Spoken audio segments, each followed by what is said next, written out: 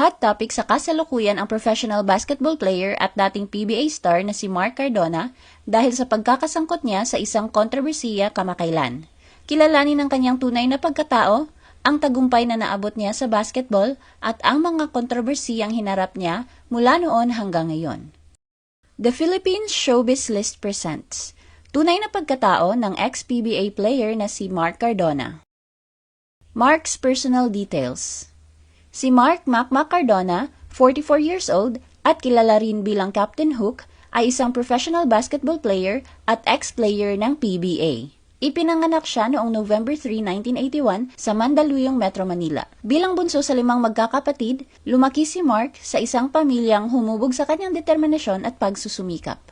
Sa kanyang kabataan, nag-aral siya sa iba't ibang paaralan para sa kanyang elementary. Kabilang ang Namay Polytechnic Institute, Jose Rizal College, Isaac Lopez Elementary School, at isang public school sa Cardona, Rizal. Nakilala si Mark bilang isang mahusay na scorer at maaasahang player. 5 beses siyang napabilang sa PBA All-Star. Noong 2008, kinilala siya bilang PBA Scoring Champion, isang malaking tagumpay na nagpatibay sa kanyang reputasyon bilang isa sa mga pinakamahusay na offensive players ng kanyang panahon. Hindi lamang sa individual na parangal umangat ang kanyang karera. Bahagi rin siya ng koponang Talk and Text na nagwagi sa 2008-2009 PBA Philippine Cup. Sa parehong tournament, itinanghal siyang Finals Most Valuable Player. Si Mark ay naglalaro sa Maharlika Pilipinas Basketball League o MPBL para sa Team Binyan Tatak Gel. Mark's early beginnings in basketball. Si Mark ay ginugol ang malaking bahagi ng kanyang high school education sa Carson High School sa Amerika, kung saan natapos niya ang level 10. Gayunpaman, hindi ito naging sapat upang makakuha siya ng diploma. Dahil dito, nagpasya siyang bumalik sa Pilipinas upang ipagpatuloy ang kanyang pag-aaral. Upang maging eligible sa pagpasok sa college, kumuha siya ng Philippine Educational Placement Test ng Department of Education. Sa hangaring magamit ang kanyang basketball skills bilang daan patungo sa mas maayos na edukasyon, sumubok si Mark sa team ng De La Salle University Green Archers. Naging bahagi siya ng team na nagkampiyon sa UAAP noong 2001, na naging mahalagang yugto sa kanyang pag-angat bilang atleta. Sa kabila ng ilang isyong kinaharap, kaugnay ng kanyang residency at eligibility, patuloy niyang napatunayan ang kanyang kakayahan sa loob ng court. Noong 2001, ginawaran siya ng Rookie of the Year sa UAAP bilang miyembro ng Green Archers. Kasama rin siya sa Mythical 5 ng 67th season ng liga at kinilala bilang Finals Most Valuable Player sa parehong taon. Pagkatapos ng kanyang collegiate career, naglaro si Mark sa ICT-SI La Salle sa Philippine Basketball League mula 2002 hanggang 2005. Sa panahong ito, kinilala siya bilang PBL Top Newcomer dahil sa kanyang natatanging performance bilang rookie. Nang lisanin ng ICT-SI ang liga, lumipat siya sa Harbor Center at sumali sa 2005 PBL Unity Cup, kung saan muli siyang nagpakitang gilas at itinanghal na Most Valuable Player ng conference. Mark's professional basketball career. Noong August 2005, napili si Mark bilang ika-5 overall pick ng Air 21 Express sa PBA Draft na naging simula ng kanyang professional career sa basketball.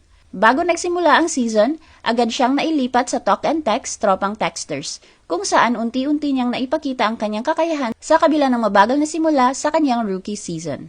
Sa ilalim ng pamumuno ni Derek Pumaren, nagkaroon siya ng mahalagang papel sa koponan at mas lalo pang umangat ang kanyang performance sa mga sumunod na taon. Sa kanyang second season, napatunayan ni Mark ang kanyang husay bilang scorer nang makapagtala siya ng career high ng 38 points at paulit-ulit na malampasan ang kanyang mga naunang marka sa pag-score. Noong 2007 Fiesta Conference, 7 beses siyang kinilala bilang PBA Press Corps Player of the Week sa loob ng iisang conference at ginawaran siya ng Best Player of the Conference.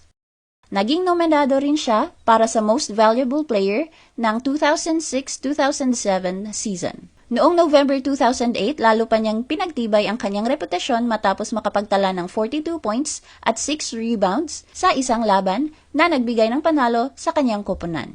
Noong February 2009, nakamit niya ang kanyang nag-iisang championship sa PBA sa pamamagitan ng 2008-2009 PBA Philippine Cup at ginawaran ng Finals Most Valuable Player dahil sa kanyang malaking ambag sa tagumpay ng koponan.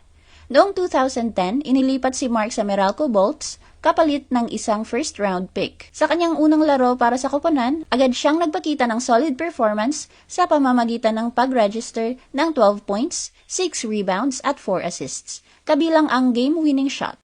Pagkaraan ng ilang taon noong 2013, muli siyang inilipat sa Air 21 Express sa isang 3-team trade na kinasangkutan din ng talk and text.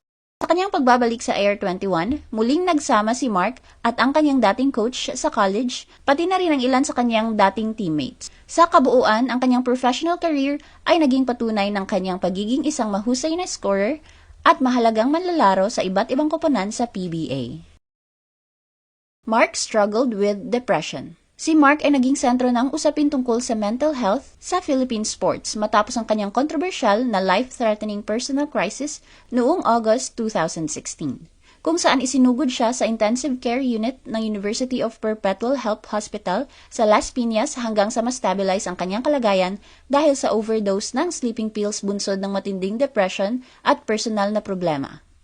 Batay sa ulat, ang insidente ay may kaugnayan sa kanyang relasyon sa kanyang live-in partner na si Bianca Nicole Jacks. Nasabi rin na ininom niya ang maraming prescription pills na naipost pa sa kanyang Instagram bago ito tanggalin. Sa parehong taon, nakalista rin siya sa injured reserve list ng kanyang koponan matapos masugatan sa isang aksidente habang nagre-ride ng all-terrain vehicle. Sa kanyang mga naging interview, inamin ni Mark na ang kawalan ng koponan, mga issue sa relasyon, at ang biglaang pagkawala ng kanyang karangyaan ang nagtulak sa kanya sa isang madilim na yugto na humantong sa kanyang pagkakadiagnose ng depression. Bagamat sinubukan niyang magbalik laro sa PBA at MPBL bilang bahagi ng kanyang second life at healing, patuloy siyang hinarap ng mga legal na suliranin at personal na hamon na nagpapakita ng hirap at pagpapanatili ng mental stability sa kabila ng pagiging isang sikat na basketball player. Mark's involvement in serious controversies. Sa kabila ng kanyang kasikatan sa basketball, nasangkot si Mark sa ilang legal at personal na issue sa nakaraang mga taon. Ayon sa ulat mula sa Taguig Police Women and Children Protection, may 3 kaso na nakabinbin laban sa kanya, kabilang ang mga paglabag noong 2016 at 2018 sa Republic Act 9262 o ang Anti-Violence Against Women and Their Children Act of 2004. Noong May 2018, inaresto si Mark dahil sa di umano'y pananakit sa kanyang live-in partner. Nakaranas si Bianca ng sugat sa kaliwang braso matapos ang pagtatalo nila ni Mark ng madaling araw. Ayon kay Bianca, si Mark ay di umano'y nasa impluwensya ng bawal na gamot nang mangyari ang insidente. Noong 2021, may nakabinbing kaso rin laban kay Mark na may kaugnayan sa kidnapping at hindi na ibalik na menor de edad.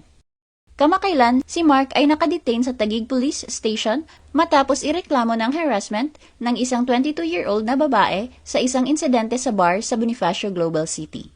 Ayon sa complainant, nagkabungguan sila ni Mark at gusto sana niyang humingi ng paumanhin, pero hinila at hinalikan siya ni Mark. Humantong sa kaguluhan ang komprontasyon na nagdulot ng sugat sa mata ng boyfriend ng complainant. Sinubukan ni Mark na ayusin ang sitwasyon, ngunit nagpasya ang magkasintahan na formal na isumite ang reklamo sa pulis. Sa ngayon, nananatili si Mark sa kustodiya ng Taguig Police Station habang hinihintay ang proseso sa korte. Ano ang masasabi mo sa video na ito? Mag-like o mag-react at huwag mahiyang mag-comment. For our YouTube viewers, huwag kalimutan mag-subscribe at i-hit ang notification button. At para sa aming Facebook viewers, mag-like at follow sa aming Facebook page para updated ka sa mga showbiz chika. Thanks for watching!